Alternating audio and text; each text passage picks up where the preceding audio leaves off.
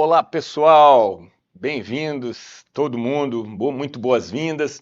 Desculpa aí pelo nosso pequeno atraso aí, a gente estava, enfim, com um problema aí de logística para resolver, mas já está tudo certo. Então vamos lá, aqui a nossa, começando aqui nosso encontro, né, a nossa aula de comentários, a nossa live aí de comentários da prova. Olha aqui, deixa eu passar aqui para vocês. Aqui, ó, questões de políticas públicas da prova do IPEA, que foi organizada pela Sesgran Rio, agora mês passado, né? Então nós vamos comentar essas questões que tem tudo para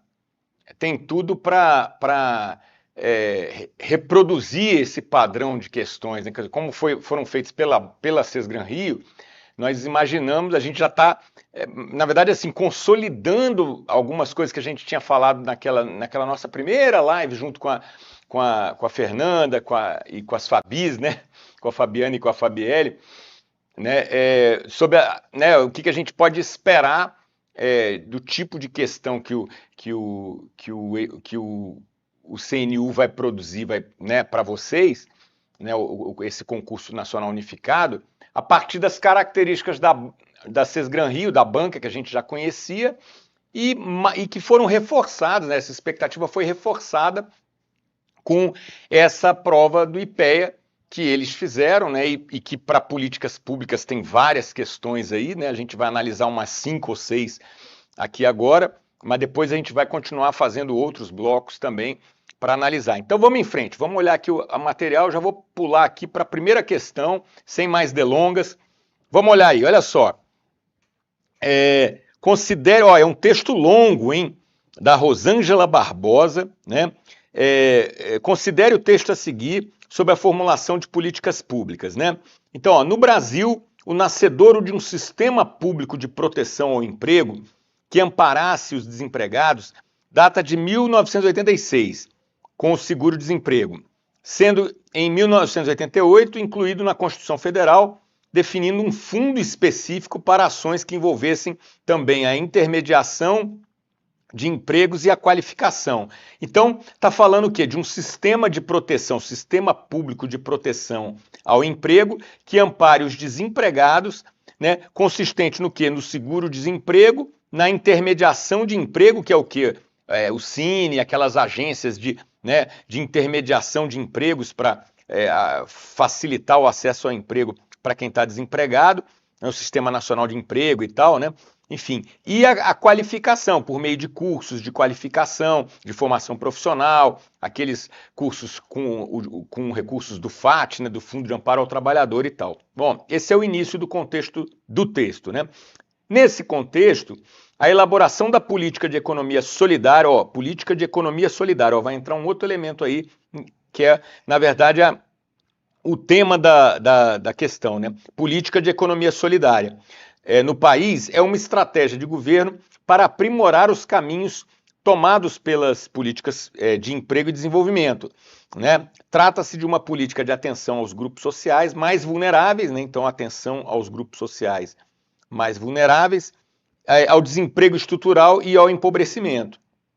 Desse modo, a economia solidária se situa entre as novas perspectivas de relações de trabalho agenciadas por políticas públicas, derivando a importância da evidenciação das demandas e outros problemas intrínsecos a ela.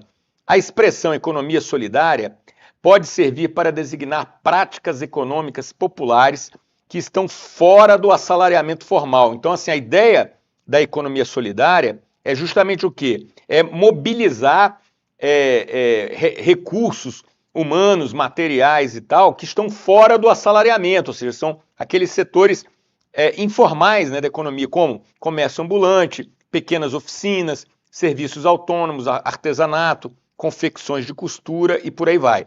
Englobando ações que são individualizadas e outras que agrupam pessoas com sentido de coletividade, provocando a solidariedade na produção econômica propriamente. Então, como eu disse, isso aqui é um texto de uma pesquisadora chamada Rosângela Barbosa, Economia Solidária, estratégias de governo no contexto da desregulamentação social do trabalho.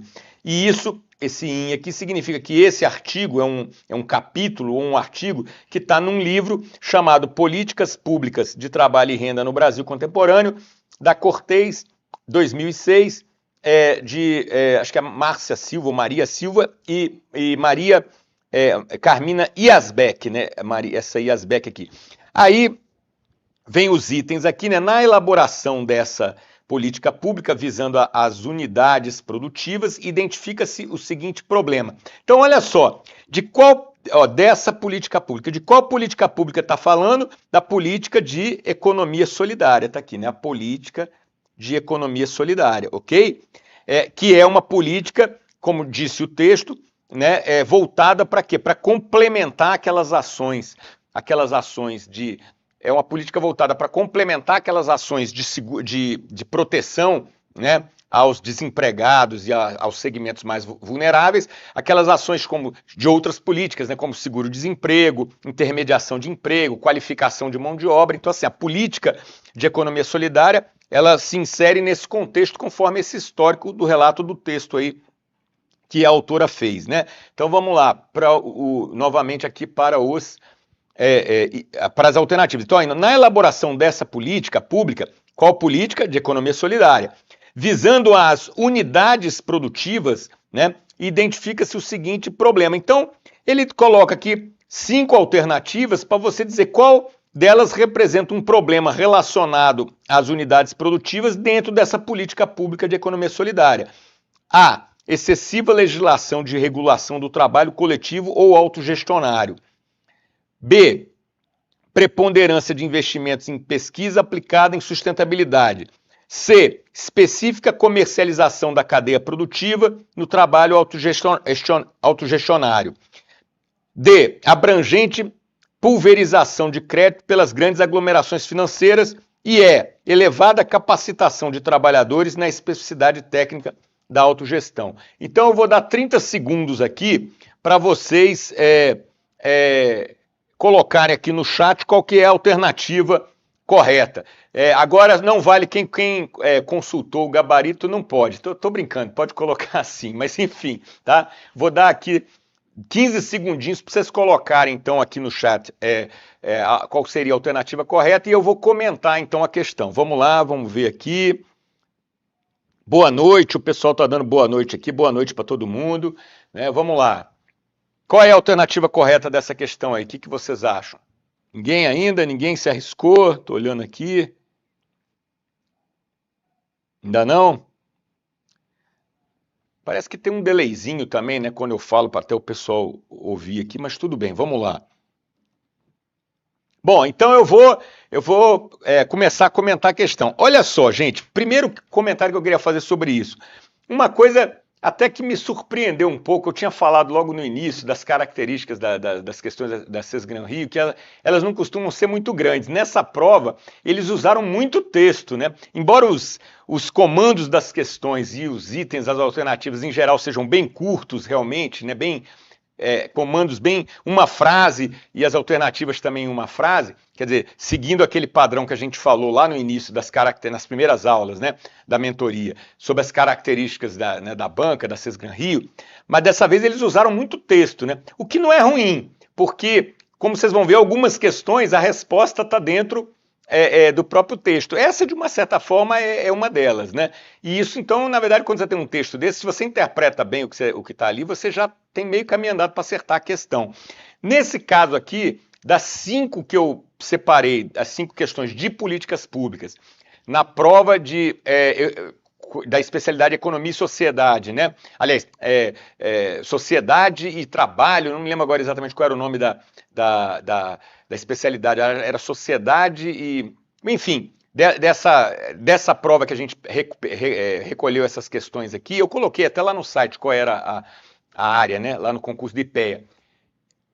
Dessas 5 questões de políticas públicas que caíram nessa prova, essa foi a que eu menos gostei. Eu achei, assim, as alternativas, assim, produziram um texto muito truncado, mas eu vou mostrar para vocês aquela história. O importante aqui, além de dominar a matéria o máximo possível, é conhecer os atalhos também para sair bem na prova. O objetivo principal aqui é esse, né? Não vamos tergiversar a respeito disso. Então, olha só, esse é aquele caso clássico em que é uma questão que ela está truncada a formulação dela, mas que está muito fácil matar por eliminação, né? Porque olha só, acompanha aqui comigo, ó, vamos lá. Então, na elaboração dessa política pública de economia solidária, visando as unidades produtivas, identifica-se o seguinte problema. A. Excessiva legislação de regulação do trabalho coletivo ou autogestionário. Pô, isso aqui, além de não ter nada disso na questão, nem no texto, né, que antecede a questão, ou que inicia, né, a questão, ou seja, excessiva legislação de regulação do trabalho coletivo ou autogestionário, não tem nada disso aqui no texto, e de fato é uma coisa meio absurda, porque, veja, eles estão falando de uma política que é voltada para atingir quem está na informalidade, quem está fora do mercado formal. Então esse pessoal é ao contrário do que está dizendo o item A, eles não têm formalização nenhuma, né? Não tem regulação praticamente nenhuma, então eles estão fora da economia formal,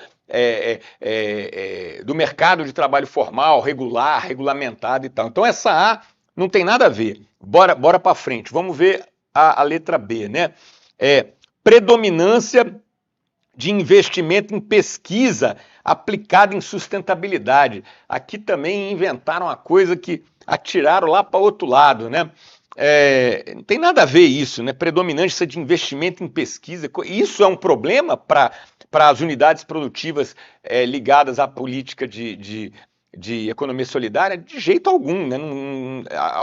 Até se tivesse tendo muita pesquisa aplicada à sustentabilidade, seria até muito bom, só que não tem, então ela está completamente equivocada esse item. Bom, eu vou pular o item C, vocês já sabem por quê, e vou partir para o D, né? A letra D, abrangente pulverização de crédito. O que é pulverização de crédito? Pelas grandes aglomerações financeiras. Ó, o que está dizendo aqui? Está dizendo que as grandes aglomerações, os grandes conglomerados financeiros, né, os bancos, as agências de fomento e tal, estão pulverizando o crédito, quer dizer, distribuindo crédito pulverizadamente, né, bem capilarizadamente, né, abrangentemente. Se isso estivesse acontecendo, primeiro isso não seria um problema para a economia solidária, ao contrário, se o crédito estivesse se espalhando, né, se espraiando pela sociedade pulverizadamente, isso seria ótimo para os pequenos empreendedores informais, né, para os ambulantes, para as pequenas oficinas, para os serviços autônomos, para o artesanato, mas isso não seria um problema, então já está errado colocar isso como um problema, né? E o fato é que isso não acontece, né? Aliás, o problema é isso não acontecer, né? Então, na verdade, está tudo errado aqui nesse item. E, finalmente, no item, na letra D, elevada capacitação de trabalhadores, né, na especialidade técnica da autogestão. Está dizendo aqui alguma coisa mais ou menos como assim, que os trabalhadores alvo, né, público-alvo dessa política de economia solidária, tem uma elevada capacitação, uma elevada capacitação na especialização técnica da autogestão. Quer dizer, parece que é uma coisa de primeiro mundo, né? São pequenos empreendedores com altíssimo nível de qualificação, quando nós sabemos que a realidade dessa galera é exatamente o contrário, né? É a galera mais vulnerável, que tem menos acesso à educação, muitos são analfabetos, não tiveram nem acesso à escola, né? Tem um nível de pobreza, né, de vulnerabilidade social, como o próprio texto está dizendo, e é para essas pessoas, para esse universo, que essas políticas de economia solidária estão voltadas, para criar unidades produtivas que agreguem essas comunidades e façam daí uma chance de desenvolvimento comunitário para saírem da pobreza, para vencerem a miséria. Essa que é a ideia. Então, essa letra E nem seria um problema se tivesse essa elevada capacitação e, de fato, ela não existe. Então, ela está completamente errada também. O que sobrou para nós? Sobrou a letra C, que é a resposta correta, é a resposta dada pelo gabarito oficial da banca, que diz que identifica-se o seguinte problema: específica comercialização da cadeia produtiva do trabalho autogestionário. Aí eu vou dizer para vocês, assim, o que eu não gostei nessa questão foi justamente o comando, porque quando você pega o comando e junta e forma uma frase com o item que é o correto, assim, eu nesse caso eu ainda não estou nem dizendo porque que eu acho ele correto, eu estou dizendo assim, os outros 4 com certeza não pode ser. Então essa aí é aquela questão que mesmo estando ruim, mal formulada, na minha opinião, você mata ela só não é uma questão totalmente ruim, porque pelo menos você tem como matar ela, como acertá-la, por eliminação, porque as outras 4 a gente já viu que estão falando exatamente o contrário do que deveria ser a resposta. E essa C, fica esse texto ambíguo, né? Porque olha só, como é que a gente leria o texto uma frase direta? A gente leria assim, né? Peraí, deixa eu pular aqui, opa. Tá, como é que a gente leria, ó? Acompanhem comigo aqui no material, vamos lá, ó. Lê o comando formando uma frase com o item correto, a C. Na elaboração dessa política pública de economia solidária, visando as unidades produtivas, identifica-se o seguinte problema: específica comercialização da cadeia produtiva do trabalho autogestionário. O que essa frase quer dizer? Que tem um problema de comercialização das cadeias produtivas da economia solidária, ou seja, o trabalho autogestionário é isso, porque o que é o trabalho autogestionário? É que a gestão desse trabalho é feita pelos próprios trabalhadores. Isso é um princípio da economia solidária, a autogestão. As comunidades se organizam, né? Os artesãos, né? os produtores rurais e tal, que se organizam numa comunidade, uma unidade produtiva comunitária e eles mesmos gerem o seu próprio negócio, né? A ideia de autogestão está muito ligada, né? Ao próprio conceito de economia solidária, né?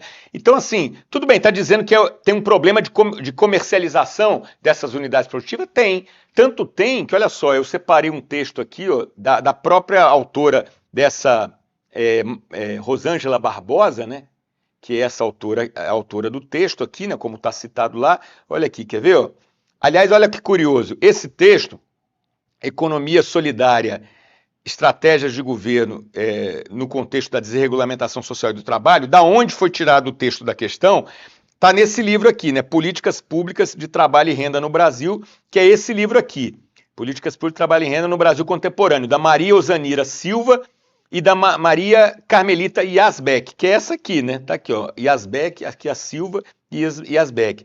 Aí eu não achei, quer dizer, na verdade, assim, esse livro, o Políticas Públicas de Trabalho e Renda no Brasil Contemporâneo, eu procurei ele para ver se... Quer dizer, eu não tenho esse livro, né? Mas acho que já tinha até ouvido falar dele e tal, mas enfim.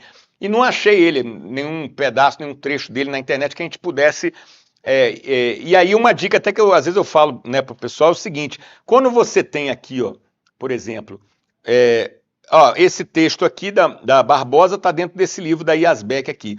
Às vezes, se você digitar o nome do texto, do artigo, do capítulo, você acha ele na internet, porque o livro, por exemplo, você tem que comprar, né? Mas às vezes o artigo está publicado numa revista ou no site, no blog, às vezes de algum professor, de algum pesquisador e tal, ou em algum banco de artigos de alguma instituição universitária, de pesquisa e tal, e aí você acha ele mesmo, quer dizer, ele faz parte de um livro que foi publicado, que você não tem o livro, mas às vezes você tem acesso ao artigo pela internet. Dessa vez não deu certo, eu tentei, mas enfim, vamos lá. Esse livro aqui, né, que é onde está o artigo de onde foi tirado o texto da questão, eu não achei ele. Mas aí olha só o que eu achei, olha que curioso, ó. No repositório de teses da PUC, eu achei essa tese de doutorado de quem? Da Rosângela Nair de Carvalho Barbosa, que é a autora daquele texto. Olha quem era a orientadora dela aqui, lá no doutorado, Maria Carmelita Yazbek, que é exatamente aqui, as duas aqui, a Barbosa e a Yazbek, percebe? Aí eu achei essa tese, agora a tese, tá até engraçado isso, né? A tese também não abriu, né? Aí eu peguei e falei, bom, vamos ver o abstract, né? O resumo da tese, olha só o que diz aqui, ó. Aí vai bater exatamente naquilo, olha aqui, ó, essa pesquisa examina a política pública de economia solidária, em processo de constituição no âmbito do governo federal, parará, parará. Olha só essa frase que eu achei no meio do resumo dela, ó. Aqui, ó, tô riscando aqui, acompanha comigo. A mortalidade das cooperativas populares, isso aqui é um tipo predominante de unidades produtivas da economia solidária. A mortalidade das cooperativas populares é recorrente em razão de quê? De dificuldades para a integração do mercantil. O que quer dizer isso? Aqui, ó, comercialização, percebem? Comercialização da cadeia produtiva do trabalho na economia solidária. Então, assim, é uma questão, né, como eu falei, que você dá para ir pela eliminação, mas assim, o texto dela, na verdade, está muito truncado, está uma coisa muito, né, eu achei particularmente, né, posso até estar, outras pessoas podem ter outra opinião, né, mas enfim, mas pelo menos dá para você matar, porque os outros 4 itens com certeza não poderia ser, a gente já mostrou aqui por quê, ok? Beleza? Bom, agora eu queria ver aqui, vamos ver, eu queria ver um feedback aqui de vocês, deixa eu ver aqui como é que está, o pessoal está entrando aí, né? Eu queria até ter um feedback de vocês para saber se a forma como eu comentei essa questão tá legal, ou se vocês preferiam, sei lá, de repente uma coisa assim mais rápida e tal, ou mais detalhada em alguma, enfim, do jeito que você... Eu fico aguardando aí também o feedback de vocês e vou continuar em frente, tá ok? Vamos para a segunda questão. Aí eu tenho umas surpresinhas que eu guardei para vocês, que eu fiquei muito feliz e achei interessante porque está reforçando que a gente está indo no rumo certo, tá? Nas aulas que a gente já fez e naquelas que a gente tem programado aí. Vamos adiante, então. Vamos lá. Aqui. Cadê o material? Vamos lá. Vamos em frente. Passa a primeira questão. Aqui aquele texto da tese lá da Rosângela Barbosa. Vamos lá. A outra questão, se não me engano, era a de número 18, né? Não sei. Eu tirei os números das questões, mas vamos lá. Ó, mais um textão aqui, ó. No texto a seguir, reflete-se acerca de processos e atores das políticas públicas, tá? As transformações, então vamos lá, as transformações do Estado impactam diretamente nas transformações das políticas públicas e vice-versa. Só uma observação aqui sobre isso, né? Interessante, né? Que a gente tem uma das aulas recentes, né, a gente estava falando sobre quer dizer, na verdade, numa das primeiras aulas sobre conceitos, né, e tipologia de políticas públicas, a gente estava falando sobre aquela ideia do Lowy, né, do Theodore Lowy, né, de que as policies determinam a politics, né, ou seja, as políticas públicas que determinam o arranjo político institucional e não o contrário, como sempre se pensou até então, que era uma visão assim bem revolucionária, assim, né? Bem inovadora, né? E aqui a primeira frase desse texto está tratando disso, né? As transformações do Estado impactam nas transformações das políticas públicas, ou seja, a politics, né? O arranjo político influencia nas políticas públicas e vice-versa, que foi como a gente concluiu aquela aula, dizendo hoje em dia esse debate já está até superado. Não tem essa de que o arranjo político determina a política pública ou a política pública que determina o arranjo político. Eles se influenciam mutuamente, né? Vamos em frente. Estas derivadas ou seja, as transformações, né? Derivadas da sociedade civil, especificamente do terceiro setor, são indicadores de ampliação dos espaços historicamente reservados às elites. A reflexão sobre as possíveis articulações entre políticas públicas e de desenvolvimento com pretensões sustentáveis, o chamado desenvolvimento sustentável, né, exige um entendimento dos processos políticos e das estruturas de poder que influenciam as decisões e as medidas de governo. A gestão do Estado é um processo intrincado que requisita negociação de interesses, que a gente está sempre falando, a questão política pública não é uma coisa só técnica, política pública envolve a arte da negociação, né? Gestão de conflitos, interesses, isso aí é muito importante. Vamos lá. Então, a gestão do Estado é um processo intrincado que requisita negociação de interesses diversos, envolvendo atores sociopolíticos influentes e poderosos, o que é especialmente complexo no Brasil. Lembrar daquela coisa dos atores que têm poder de veto, né, capacidade de vetar o andamento de certas medidas e tal, pelo seu poder econômico, político, organizacional, enfim. Apesar das dificuldades políticas e institucionais para influenciar o processo de desenvolvimento, a sociedade civil brasileira encontra formas de aumentar a sua esfera de influência política e direcionar políticas públicas. Bom, aqui o grande...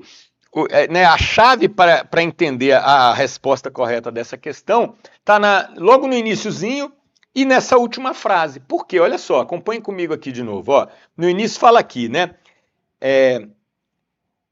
as transformações do Estado, impacto nas transformações das políticas públicas e vice-versa. Essas, na verdade, esse ficou até ambíguo aqui, porque a gente não sabe se ele está se referindo às transformações no Estado ou nas políticas públicas. Mas vem, ou seja, uma dessas transformações aí, derivadas da sociedade civil, especificamente o terceiro setor, que são as ONGs, né, as organizações não governamentais, são indicadores da ampliação dos espaços historicamente reservados às elites. E lá no final vai dizer que, apesar das dificuldades políticas e institucionais, a sociedade civil brasileira encontra formas de aumentar sua esfera de influência na política e direcionar políticas públicas. Então, quando você vem para cá para o comando da questão, fala com relação aos atores sociais implicados no desenvolvimento nacional, a concepção de políticas públicas eficazes deve ter como objetivo a secundarização do terceiro setor. Ao contrário, né?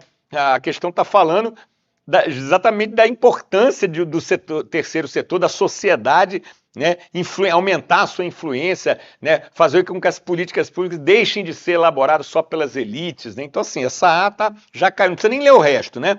Tá? B, relativização do modelo de parcerias públicos-privadas que fracassam em sua experiência internacional como a estadunidense. Ora, as parcerias público-privadas são um exemplo da permeabilidade do Estado à sociedade civil, né? Ou seja, da possibilidade de o Estado não ser o único autor das políticas públicas, mas ele ser parceiro, como o próprio nome diz, de segmentos privados. Né? Então, assim, essa B também está totalmente furada. Né? Aí vamos lá, a letra C aqui, ó. A letra C, implementação de programas de ajuste estrutural adequados ao consenso de Washington, né, que visa ao protecionismo comercial e financeiro. Aqui, como diz o outro lá, né, viajou na maionese, tem nada a ver, né? Ninguém falou de... Quem está falando de consenso de Washington, de programas de ajuste estrutural, protecionismo, nada disso. O que importa aqui é a relação sociedade civil, Estado e a participação da sociedade nas políticas públicas, na formulação e na implementação de políticas públicas. E aí, quando a gente vai para a letra D, engajamento da sociedade civil na elaboração, na implementação, no monitoramento de projetos de desenvolvimento que reforçam a democracia. Aí eu digo para vocês, opa, cadê? Tô aqui. Aí eu digo para vocês, não precisa nem ler a E, né? É a D, é isso, está falando exatamente disso, ou seja, com relação aos atores sociais implicados no processo de desenvolvimento nacional, a concepção de políticas públicas eficazes deve ter como objetivo o engajamento da sociedade civil na elaboração, implementação e no monitoramento de projetos de desenvolvimento que reforçam a democracia. É isso que o texto está tratando. Nós vimos isso do início ao fim do texto. Né? E a E, só para não dizer que não falamos de flores, né? Cadê aqui? Vamos lá. A letra E diz assim, né? Estímulo ao modelo desenvolvimentista alicerçado no Estado, capital doméstico internacional, que reforça a nacionalização da economia. Não tem nada a ver isso aqui, né? Enfim, viajou novamente na maionese, né? Tá falando aqui do Estado desenvolvimentista e tal, aquele tripé, principalmente no governo militar, né? Alicerçado no Estado, capital doméstico, capital internacional, né? Mas, enfim, tem nada a ver, né? Então é isso, tá ok, gente? Vamos ver aqui se o pessoal já deu alguma, né? Opa, cadê? Ixi, cadê aqui mesmo? Uai, gente, cadê? Sumiu meu chat aqui. Vamos lá, tá aqui. Ah, tá. Pronto. Opa, beleza, olha aqui, ó. Andréia, Débora, Bianca, todo mundo matando aqui, acertando Manuela, Leonardo, D, isso aí, D, beleza, é isso aí, tá? Perfeito. Então, eu acho que deu para pegar bem, né? Agora, nós vamos fazer um pequeno intervalo, tá? Para poder subir esse primeiro bloco. Eu vou tomar uma aguinha aqui também, que está bem seco, né? E aí a gente volta com a terceira questão. Bom, aí a terceira e a quarta questão tem as coisas que eu quero comentar com vocês, que eu fiquei bem feliz, assim, no sentido de ver que a gente está indo no rumo certo. Parece que nós estamos sentindo a pegada mesmo da Sesgran Rio, tá ok? Então vamos lá, galera. Até daqui a pouquinho. Deixa eu botar aqui. Aqui.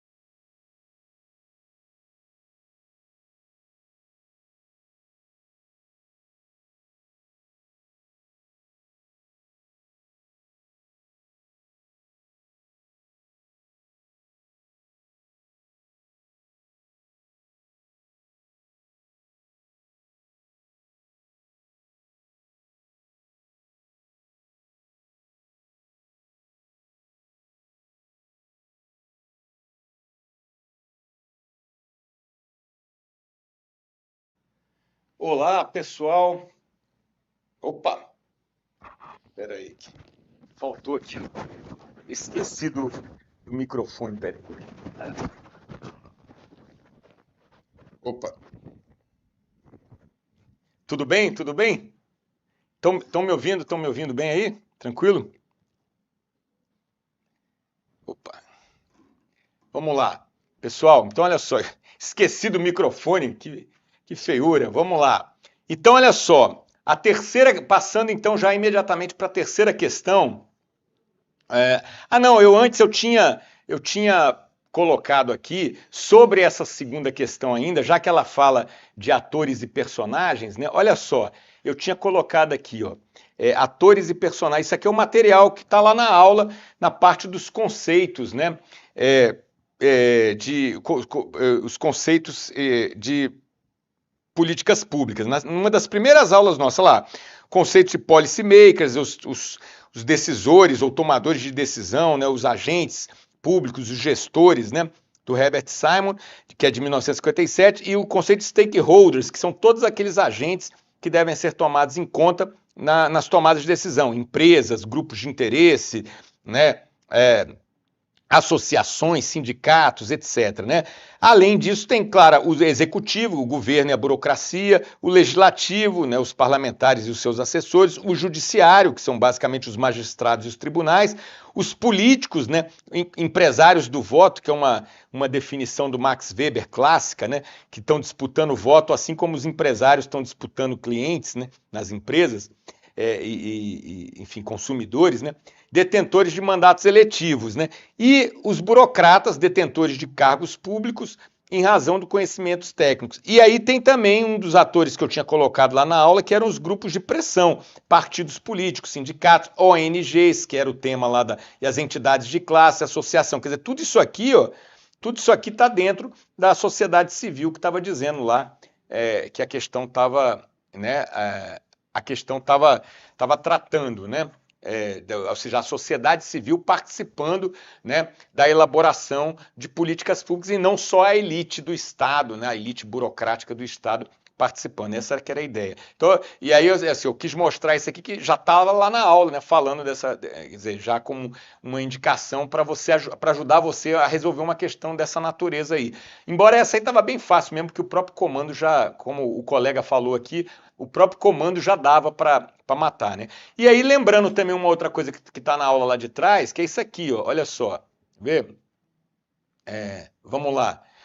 Olha só. Tá certo. Então, olha aqui, quer ver? Olha aí, a ampulheta de participação dos atores no ciclo de políticas públicas, né?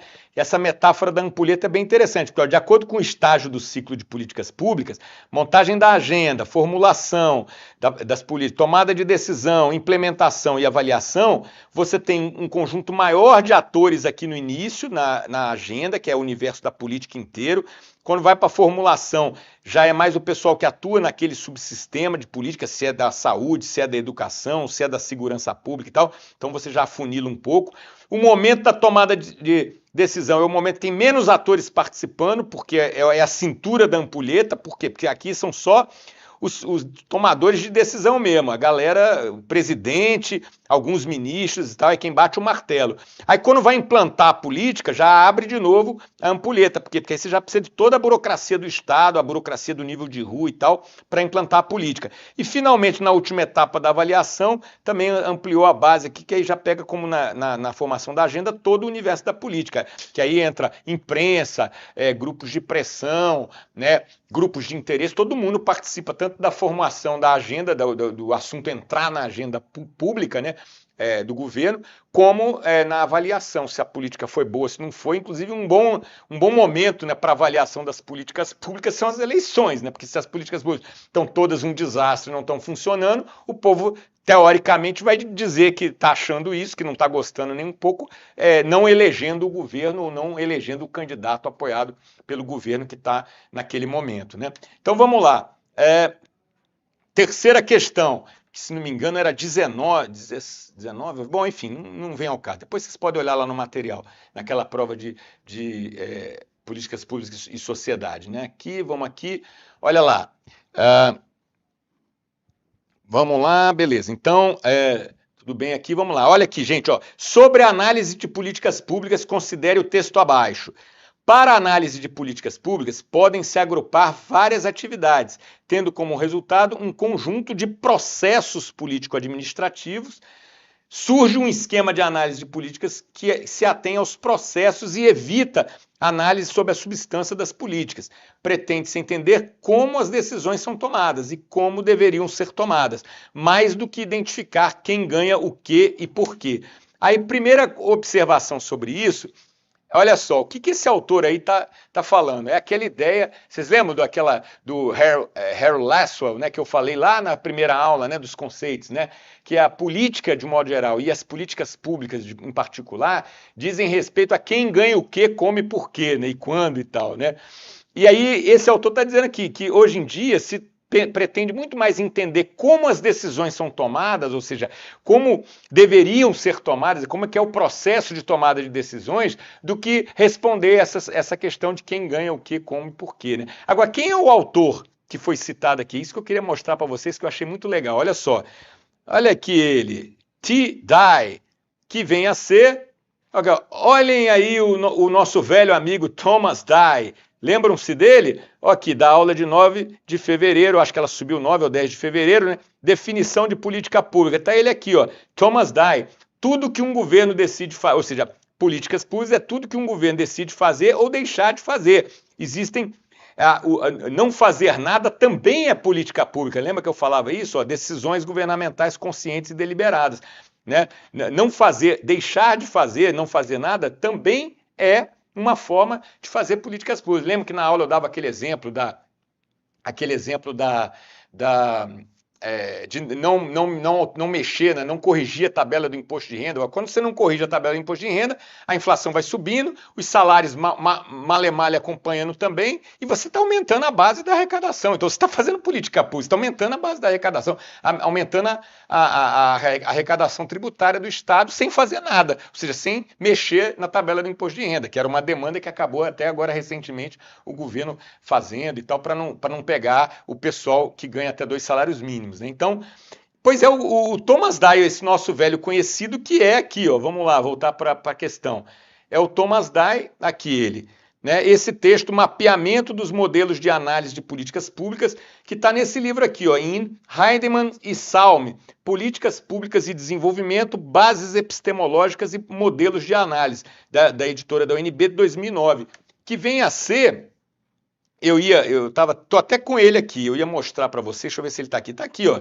Esse livro aqui, Políticas Públicas e Desenvolvimento, Bases Epistemológicas e Modelos de Análise. Né? É desse livro aqui, desse livro que foi tirado, nesse livro tem um artigo do Thomas Dye, que eu uso muito nas minhas aulas e tal, né? E usei nessas aulas que a gente fez até agora, a parte de conceitos, né? E que eu achei muito interessante isso, quer dizer, a questão usou um texto desse livro, né? Então é aquilo que eu digo para vocês, eu acho que nós estamos no caminho certo. Vamos lá, ou seja, nós estamos usando o material para preparar, é isso que eu estava querendo comentar com vocês, o material que nós estamos usando para preparar as aulas aqui é um material que está sendo usado pela banca da Sesgranri para fazer questão de políticas públicas, né? E nada leva a crer que eles não venham a continuar usando isso nas provas do CNU e em outras, né? Essa que é a ideia. Mas vamos lá, materialzinho aqui.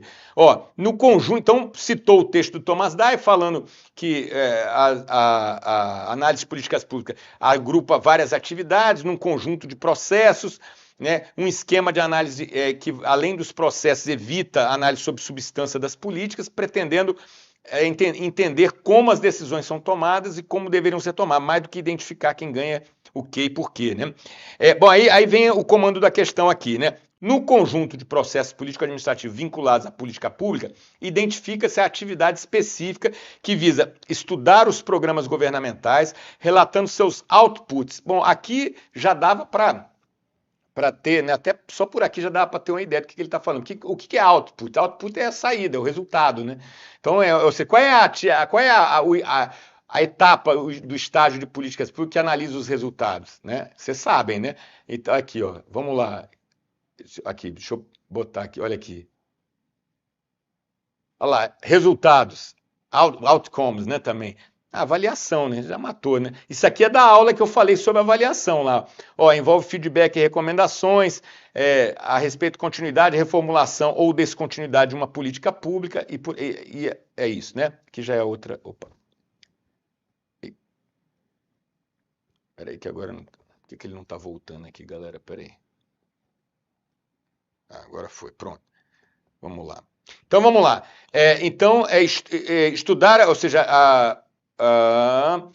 identifica a atividade específica que visa estudar os programas governamentais, relatando seus outputs, considerando os seus impactos sobre grupos-alvos e sobre outros grupos, além de propor mudanças e ajustes.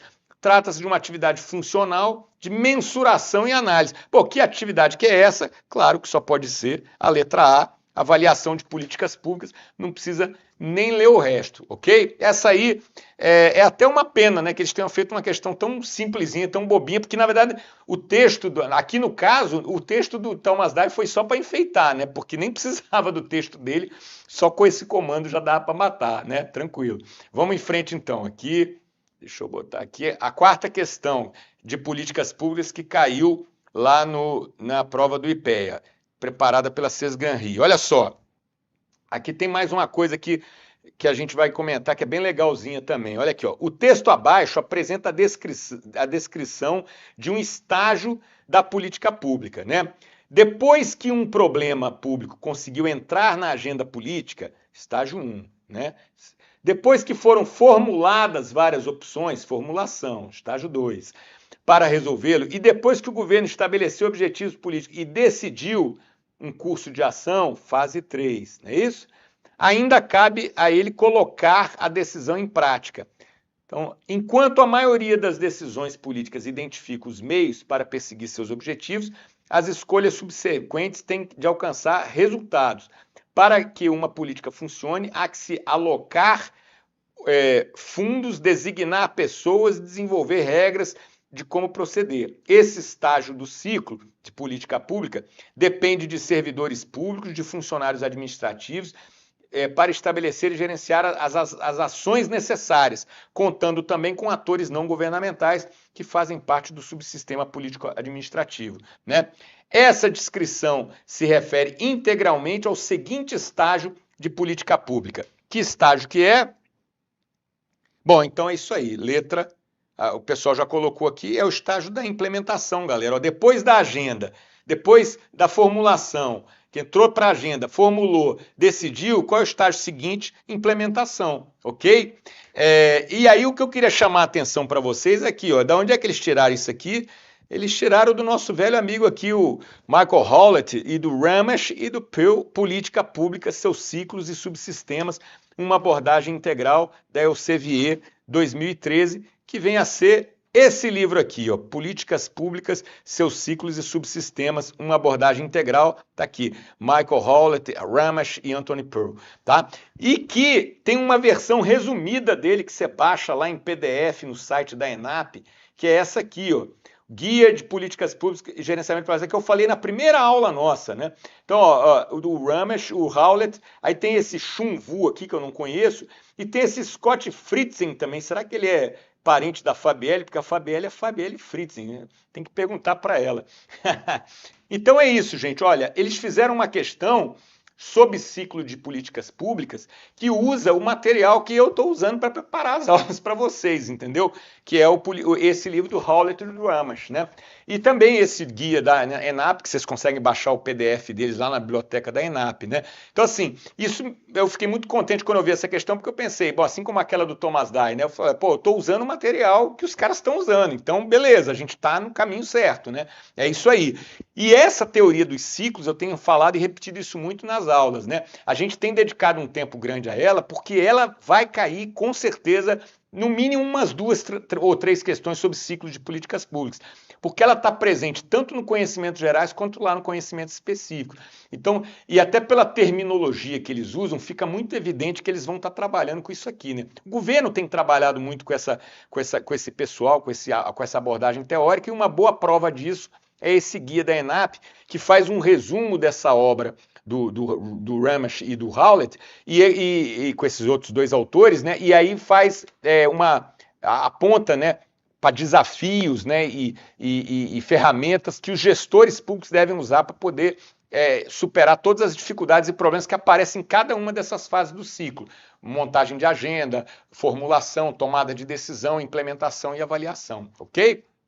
Bom, vamos então aqui para a quinta e última questão de políticas públicas que caiu. Aí olha só, antes de a gente passar para a quinta, está aqui só para relembrar aquela imagem do ciclo de políticas públicas, né, que eu passei na aula quando a gente começou a introduzir a teoria dos ciclos, a formação da agenda, formulação da política, tomada de decisão, implementação, avaliação, só para relembrar, né? E olha aqui, ó, eu falei que a questão estava falando de implementação, não, ó, inclusive, olha aqui o texto que eu botei aqui, o primeiro texto que eu peguei lá do livro do Howlett, né, e do Ramach, olha só, depois de o problema entrar na agenda política, depois de formuladas várias opções para resolver ele, depois que o governo decidiu por um curso de ação, isso está na aula que eu passei para vocês, né? Então, estão lembrados dessa aula? Agora olha lá, volta lá, olha a questão como é que está, Parece que eles. Ó, depois que o problema público entrou na agenda, depois que foram formuladas várias opções para resolvê-lo, e depois que o governo estabeleceu os objetivos políticos e decidiu um curso de ação, parece que eles copiaram a prova da minha aula. Não, na verdade, óbvio que é uma brincadeira, né? Nós dois copiamos do livro deles, né? Enfim, é isso, né? Tá ok? Então vamos lá. Então aí eu só recapitulei aqui um dos slides daquela aula quando eu falei sobre implementação, né? Traduzir as decisões políticas em ação. Ó, ele fala ali também na questão, no texto, né? Reunir recursos, pessoas e procedimentos. Os burocratas são atores mais significativos nesse estágio, porque são eles que vão botar a política pública na rua, né? Decidida pelo governo. E o estágio é marcado por conflitos endêmicos, etc. Tá bom, isso aí não interessa mais tanto. Vamos lá. Aí, passando para a quinta e última questão, que dessa parte de políticas públicas, que olha essa aqui, ó, vamos ler aqui. Ó, o texto a seguir aborda a política pública de combate à fome no Brasil, né? Vamos ver aqui. Ó, as causas da fome são estruturais e continuarão a produzir exclusão social. Portanto, é necessário promover a articulação das políticas estruturais com as políticas específicas de combate à fome. Logo, um programa de combate à fome no Brasil, como o Cartão Alimentação, está falando desse programa aqui, um programa de combate à fome, que é o Cartão Alimentação. Ele é justificado pelo seguinte conjunto de razões. Então, que razões justificam esse programa Cartão Alimentação? Possibilita sua massificação rapidamente, sem ser inflacionário, pois impacta a pequena produção familiar agropecuária. É um programa típico keynesiano, tendendo a expandir-se em épocas de recessão e de contrair-se em épocas de crescimento acelerado. Depois eu vou explicar isso aqui um pouquinho melhor, essa coisa de programa keynesiano, né? Bom, é temporário, então a gente está falando das razões que justificam esse programa de combate à fome, Cartão Alimentação, né? Ele é temporário, associado a outros programas, como o Bolsa Escola, o Seguro-Desemprego, Bolsa Alimentação. Ó, só por ter usado o nome Bolsa Escola, a gente já sabe que ele é diante do primeiro governo Lula, quando virou Bolsa Família, né? Cadê a data? Está aqui, ó, 2006. Na verdade, ele é um texto do comecinho, mas ele estava se referindo ao período anterior, né? Que é que nessa época o Bolsa Escola já tinha virado Bolsa Família, né?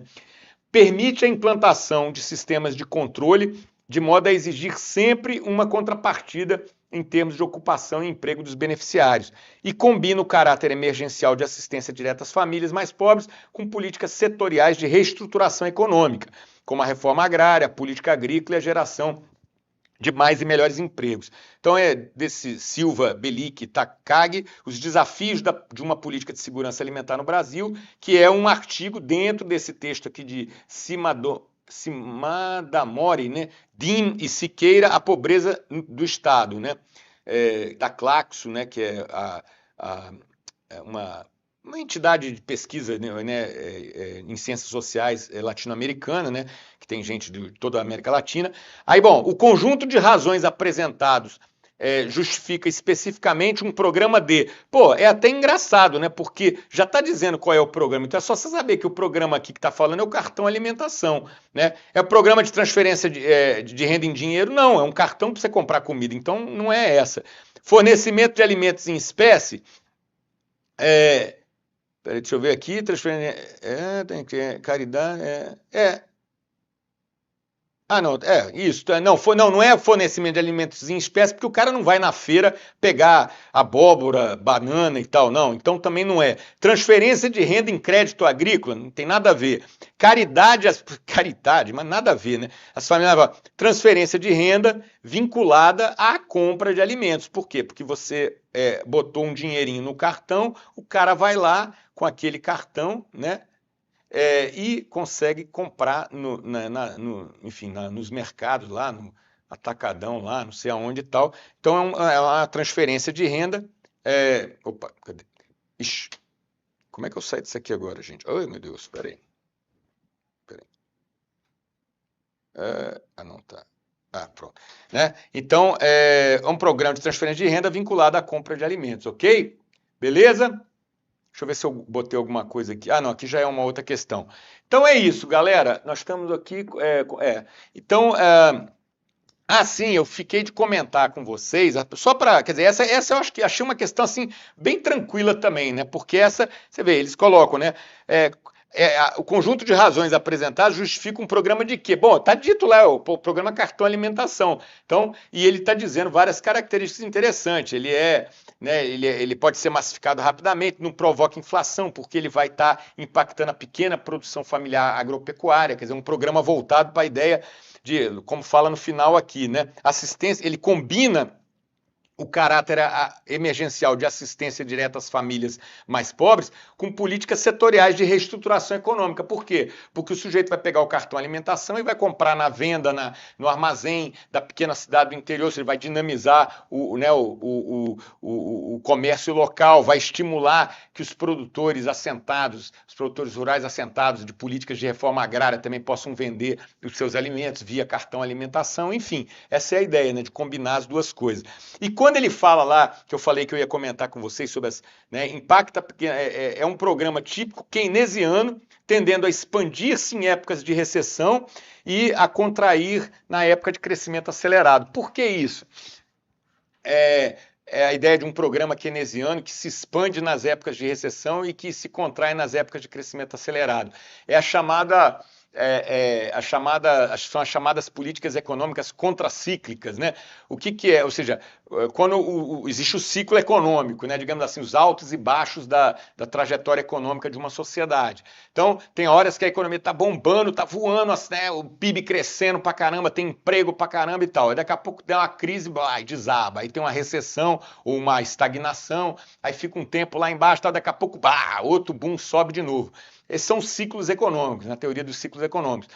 E as propostas de políticas keynesianas, né, que são inspiradas na obra do grande economista britânico John Maynard Keynes, né, meados do século... Ele escreveu o primeiro grande livro do Keynes, que tem um artigo que ele produziu sobre taxa de juros, emprego e renda e tal, mas o grande livro dele, que tem esse nome, parece, eu não sei o que, da taxa de juros, do emprego e da renda, uma coisa assim, eu esqueci exatamente qual é o nome, um nome meio grande, né, que é de 1936, né? Então, em 36, o que estava acontecendo no mundo em 36? O mundo estava vivendo a estagnação, né? A grande recessão, a grande depressão, a maior crise do capitalismo em toda a história, praticamente. Porque essa dos subprimes aí de 2008, né, foi uma crise pesadíssima também, que repercutiu por uma década, né, até meados da década passada ainda estava repercutindo, né?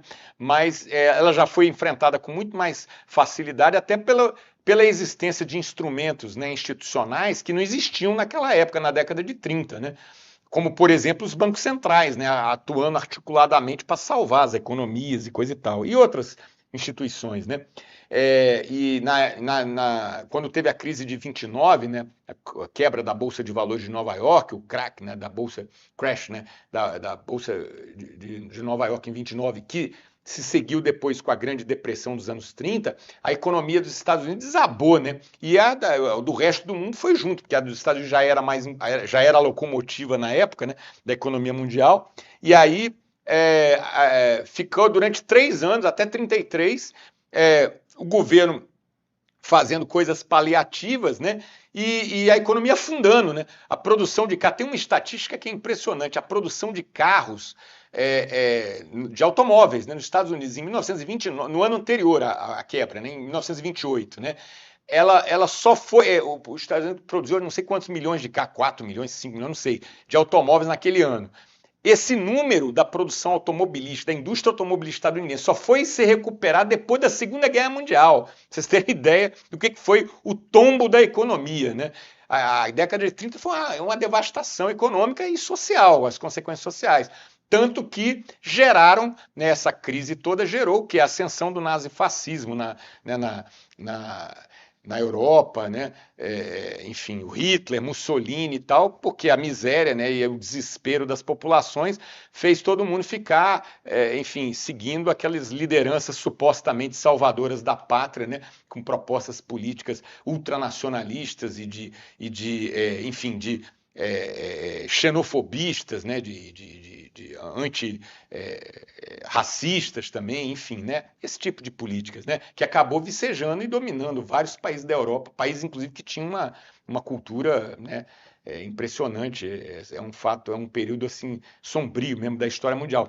E o Keynes, o John Maynard Keynes, esse economista britânico, ele teve um papel fundamental depois na criação do arranjo institucional, né, pós-guerra, né, a chamada economia de Bretton Woods, o acordo de Bretton Woods, né, que fundou as bases do sistema monetário internacional, do sistema financeiro internacional, que vigorou até recentemente, né, a criação do Fundo Monetário Internacional, do Banco Mundial, tudo isso é obra ali, um dos estrategistas disso aí foi o Keynes, né, na conferência de Bretton Woods, logo depois da Segunda Guerra Mundial. Na verdade, no finalzinho ainda, a guerra não tinha nem acabado ainda, né? 44 para 45. Né? E o Keynes, esse artigo dele que ele publica em 36, revolucionou né, as análises econômicas da época, porque o que predominava na época era aquela visão ultraliberal de que não, se está tendo crise, a crise ela é benéfica para a sociedade. Os que se meteram na crise foi por incompetência, tem mais é que quebrar mesmo, e aí vai haver aquela ideia de um outro economista lá, austríaco, né, do Schumpeter, né, da destruição criativa, né, ou seja, vão sair os ruins e os novos os novos bons vão ascender e tal, e a economia vai se regenerando e tal. Só que esqueceram de combinar com a massa da população que estava na miséria, desempregada, né? Enfim, um caos social, né? E a situação só piorando, as tensões sociais, né? Soluções autoritárias chegando ao poder na Itália, na Polônia, na Alemanha e tal, e nos Estados Unidos também. Aí, o que foi o ponto de virada dos Estados Unidos para ter conseguido se manter uma democracia, inclusive, nessa época, foi a ascensão do Roosevelt, né, do Franklin Delano Roosevelt, foi eleito do Partido Democrata, foi eleito presidente em 33, e aí o Roosevelt vai estabelecer o quê? Uma nova política econômica, o New Deal, né, o famoso New Deal, o novo tratamento, enfim, né, que era o quê? Era a aplicação dos conceitos keynesianos na economia estadunidense, ou seja, ele vai começar a fazer o quê? Grandes obras públicas para gerar emprego, né? Pesada intervenção do Estado para agir. O Estado agiu o quê? Contraciclicamente. O ciclo econômico estava lá no fundo do poço, na depressão. O Estado vai atuar para quê? Para gerar demanda, para gerar emprego, para gerar renda e possibilitar, então, que a economia reaja, né? E foi isso que salvou a economia estadunidense de uma certa forma do resto do mundo também, embora ao custo de uma Segunda Guerra Mundial catastrófica, né? Enfim, então a ideia das políticas econômicas de um programa tipicamente keynesiano, que o texto da questão está falando aqui, é isso, é uma política contracíclica nesse sentido. A economia está lá embaixo, o Estado está intervindo, colocando dinheiro, distribuindo até coisas de alimentação também, na política do New Deal do Roosevelt fazia-se isso para as famílias desempregadas e tal, vários tipos de assistência direta, de renda e tal. E quando a economia está em crescimento, aí essa parte do auxílio do governo ela pode se recolher. Por quê? Porque aí está todo mundo arrumando emprego, está todo mundo até deixando emprego para arrumar, para empreender e tal, porque a economia está bombando, então tem muitas oportunidades. Por isso que ela é contracíclica. Quando o ciclo está lá em cima, ela retrai. Quando o ciclo está lá embaixo, a economia está em depressão, a política econômica avança e aumenta, entendeu? É isso, galera. Então, valeu. Aí a gente vai no próximo encontro nosso dessa natureza, eu selecionei outras questões de políticas públicas, que são de políticas específicas, enfim, algumas as de saúde, por exemplo, não vou tratar, que aí vocês vão ver com Fernanda, as de direitos humanos vocês veem com Natália, Rodrigo, enfim, mas aquelas que tiverem assim, mais ou menos perdidas, eu vou fazer uma seleçãozinha para uma próxima live daqui a uma semana, para a gente comentar também, tá ok? E fiquem ligados nas aulas também né, que a gente está vendo aí, que muito do que a gente está vendo aí está caindo nas provas da CES Gran Rio, né? Então, vamos ficar ligados, tá ok? Obrigadão pela atenção, vamos lá, todo mundo ligado no modo turbo, vamos em frente. Até loguinho, tudo de bom.